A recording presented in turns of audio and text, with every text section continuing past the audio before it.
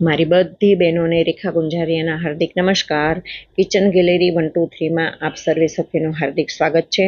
આજની આપણી રેસીપી છે ઘઉંના લોટના ગોળવાળા લોઢીના થેપલા। બહેનો, સામાન્ય રીતે આપણે ઘઉંના લોટની ગોળવાળી ગળી પૂરી કરતા હોય છે, પણ એ પૂરીને આપણે તેલમાં ડીપ ફ્રાય કરવાની હોય છે। જ્યારે આ જે થેપલા આપણે બનાવવા જઈ રહ્યા છીએ એ આપણે લોઢીમાં બનાવવાના છે, અને ગોળવાળી ગળી પૂરી આપણે જે બનાવીએ છીએ એના જેવો જ સ્વાદ આપણને અહીંયા મળવાનો છે। એટલે મારે તમને ટૂંકમાં કહેવાનું એ છે કે જે લોકો તેલને એવોઇડ કરે છે અને ગળી પૂરી જેવો જ જેને સ્વાદ લેવો છે ને, એના માટે આ લોઢીના થેપલા એ બેસ્ટમાં બેસ્ટ ઓપ્શન છે। તો ચાલો આપણે શરૂ કરીએ આજની આપણી આ રેસીપી। આ થેપલા બનાવવા માટે આપણે પહેલાં ગોળ લેવાનો છે। ગોળ કોઈ પણ બ્રાન્ડનો ચાલે। અહીંયા મેં રાજભોગ બ્રાન્ડનો ગોળ લીધો છે। 1 વાટકી પાણી, 1 વાટકી ગોળ અને 2 વાટકી છે એ ઘઉંનો ઝીણો રોટલીમાં જે આપણે વાપરીએ છીએ એ લોટ લેવાનો છે, અને એની અંદર નાખવાના છે સફેદ તલ અને વરિયાળી।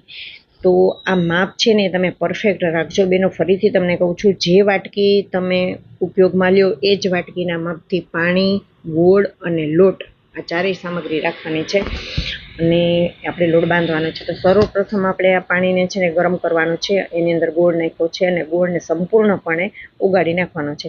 તમારે ગેસની ફ્લેમ છે મીડિયમ ટુ હાઈ રાખી અને સતત હલાવવાનું છે, જેથી કરીને ગોળ નીચે બેસી ન જાય। હવે એમાં વરિયાળી અને તલ નાખી દઈએ। વરિયાળીની ફ્લેવર છે ને પાણીમાં એકદમ બેસી જશે, એટલે થેપલામાં પણ એની સુગંધ આવશે તમને। હવે આપણે 1 બાય 1 જે 2 વાટકી લોટ લીધો છે એ આપણે પાણીની અંદર નાખીશું, અને પછી આપણે ચમચાની મદદથી આને હલાવવાનું નથી, પણ વેલણ લેવાનું છે ને વેલણની મદદથી આવી રીતે એને ગોળ ગોળ ફેરવવાનું છે, અને પાણી અને લોટને મિક્સ કરવાનો છે। જેમ જેમ લોટ અને પાણી મિક્સ થતું જશે ને એમ લોટ છે ને એ કઠણ બનતો જશે, એટલે જરાક હાથ ઉપર વધારે વજન દઈ અને એને ગોળ ગોળ ફેરવવું પડશે। હવે આપણે થોડી વાર માટે એને ઢાંકીને રાખી દઈએ, અને ત્યાર પછી બીજા વાસણમાં લઈ હાથ ઉપર તેલ લગાવી અને આપણે આ લોટને મસળવાનું ચાલુ કરશું। લોટ છે ને ખૂબ જ ગરમ છે, એટલે મસળવામાં થોડીક મને તકલીફ થાય છે, પણ આપણે એને ઠરવા નથી દેવાનો, કારણ કે ઠરશે તો ઉપર કોપટી વળી જશે। એટલે આવી રીતે એને સરસ ધીમે ધીમે ફૂંક મારતું જવાનું, ગરમ લાગે હાથમાં તો, અને મસળતો જવાનો છે। હવે મેં એને બીજા વાસણમાં લઈ લીધો છે, કારણ કે હવે થોડોક ઠરી ગયો છે, એટલે મેં મસળવાની પ્રોસેસ મારા માટે હવે સહેલી થઈ ગઈ છે। રોટલીના લોટ જેવો જ આપણે એને બાંધવાનો છે, અને સરસ મજાનું હાથમાં લઈ અને લૂવું બનાવીએ। તમે જોઈ શકો છો કે લોટ એકદમ સ્મૂધ બની ગયો છે, અને હવે તો ઠંડો પણ થઈ ગયો છે, એટલે એનું લૂવું વાળવું બહુ ઇઝી થઈ ગયું। લોટમાં કોરા લોટની અંદર બોળી અને જેવી રીતે આપણે રોટલી વણીએ છીએ ને એમ જ રોટલી વણવાની છે, એટલે કે એમ જ તમારે થેપલું વણવાનું છે। આમાં મજાની વાત એ છે કે આ થેપલું વણતી વખતે એ ક્યાંયથી તૂટશે પણ નહીં, ક્યાંયથી ફાટશે પણ નહીં, અને ક્યાંય પણ ચોટશે નહીં। હા, હું બરાબર જ કહું છું। તમે જ્યારે બનાવશો ને ત્યારે તમને મારી આ વાતની ખાતરી થશે। એને બહુ પાતળું નથી કરવાનું, સેજ જાડેરું રાખવાનું છે। હવે ગેસ ઉપર લોઢી મૂકો અને થેપલાને ચોળવવા માટે લોઢીની અંદર મૂકીએ। મેં અગાઉ પણ તમને કીધું છે કે આપણે આ થેપલાને ઘીમાં બનાવશું, તેલનો આપણે આમાં ઉપયોગ બિલકુલ કરતા નથી। ઘીની અંદર આ થેપલાનો સ્વાદ કંઈક ઓર જ હોય છે, અને જેમ જેમ આ થેપલું ચડતું જાય ને એમ એવી મઘમગતી ઘીની અને ગોળની બંનેની સુગંધ એટલી બધી સરસ આવે ને કે આમ મોંમાં પાણી આવી જાય।